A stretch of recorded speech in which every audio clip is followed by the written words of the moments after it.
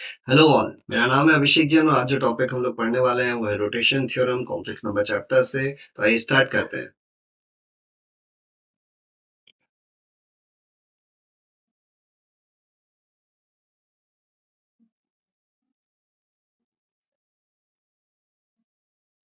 Topic में हम लोग सीखेंगे कि एक कॉम्प्लेक्स नंबर को अगर किसी फिक्स पॉइंट के अबाउट एक सर्टेन एंगल से रोटेट कर दिया जाए तो उसकी नई पोजीशन क्या होगी। ठीक है, तो सबसे पहले हम लोग एक आर्गेन प्लेन प्लॉट कर लेते हैं।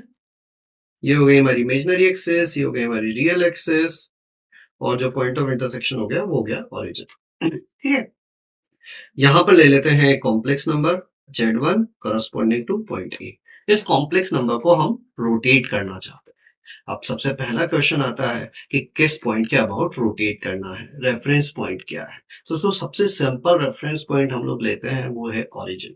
ओरिजिन के साथ इसको सीखते हैं, फिर इसको हम लोग आगे जनरलाइज कर देंगे। तो मैं इस ओरिजिन से पॉइंट ए को कनेक्ट कर देता हूं और रे ओए को प्लॉट कर लेते हैं। अब हमें इस रे ओए को अबाउट पॉइंट ओ रोटेट करना है। तो यहाँ पर सेकंड क्वेश्चन आता है कि in which direction, anticlockwise direction में रोटेट करना है या क्लॉकवाइज डायरेक्शन में रोटेट करना है। तो हम दोनों डायरेक्शन में सीखेंगे, पर एंटी क्लॉकवाइज डायरेक्शन के एंगल को हम लोग पॉजिटिव लेते हैं, तो एंटी क्लॉकवाइज डायरेक्शन के एंगल्स के साथ शुरू करते हैं।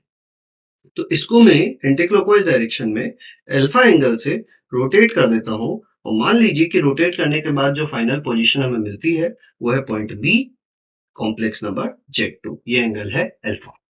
अब हमें ये Z1 गिवन है, ये अल्फा गिवन है, ओरिजिन के अबाउट हमें रोटेट करना है और Z2 हमें बताना है। ठीक है, तो यहाँ पर थोड़ी सी इंफॉर्मेशन हम लोग नोट डाउन कर लेते हैं। किसी भी कॉम्प्लेक्स नंबर को अगर हमें रिप्रेजेंट करना है तो हमें दो चीजों की जरूरत होती है। एक होती है उसका मॉड्यूलस और दूसरा होता है उसका आर्ग्यूमेंट। तो Z1 के लिए मान लेते हैं मॉड्यूलस ऑफ Z1 जो है वो R है, और इसका जो आर्ग्यूमेंट है वो है theta 1।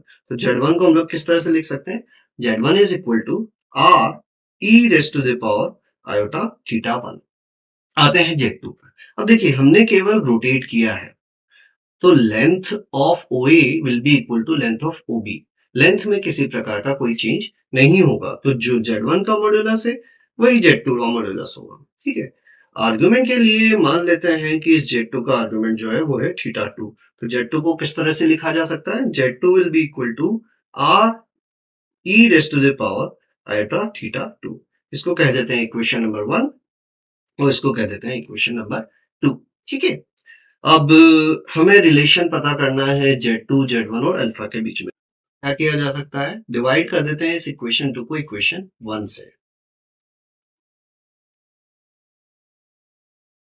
Equation 2 divided by equation 1, Z2 divided by Z1 is equal to R e raise to the power iota theta 2 divided बाय R e raise to the power iota theta 1।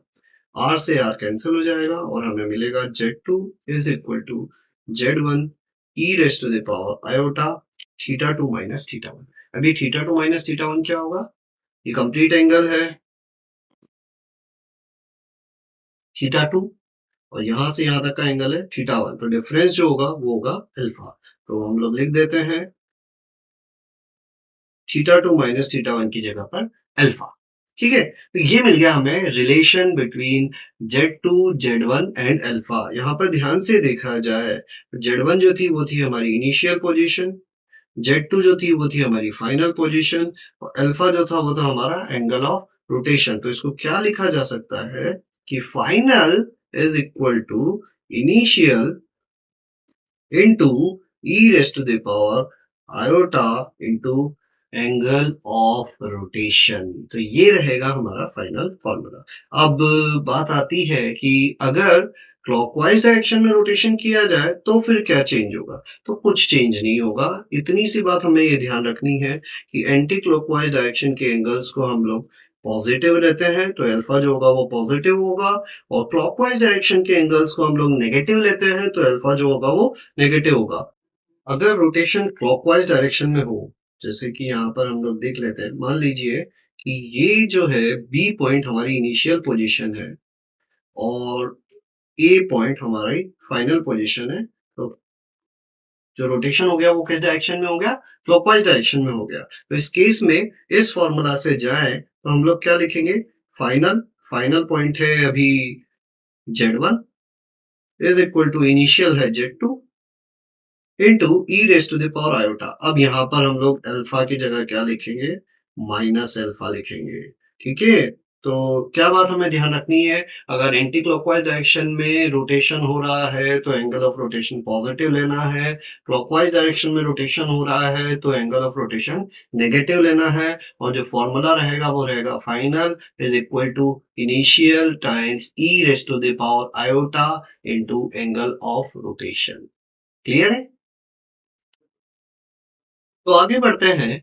अब आप कहेंगे कि सर अगर rotation के साथ साथ length भी चेंज कर दी जाए तो, यानी कि रोटेशन के साथ साथ हम लोग मॉड्यूलस भी चेंज कर दें तो इस फॉर्मूला में क्या चेंज आएगा। और यहाँ पर हमने सिंपल रेफरेंस पॉइंट ओरिजिन लिया था, ओरिजिन ना लेकर अगर किसी और पॉइंट के अबाउट इसको रोटेट करना हो तो फिर हम लोग क्या करेंगे, फॉर्मूला में क्या चेंज आएगा। तो हम ये सारी चीजें सीखेंगे। ये हमारा केस 1 था जिसमें हम लोग रोटेट कर रहे थे ओरिजिन के अबाउट विदाउट चेंजिंग मॉड्यूलस। पहले एक क्वेश्चन इस पर्टिकुलर केस पर कर लेते हैं ताकि हमें फॉर्मूला अप्लाई करना आ जाए, फिर हम लोग बाकी केसेस पर मूव करेंगे। तो देखते हैं फर्स्ट क्वेश्चन।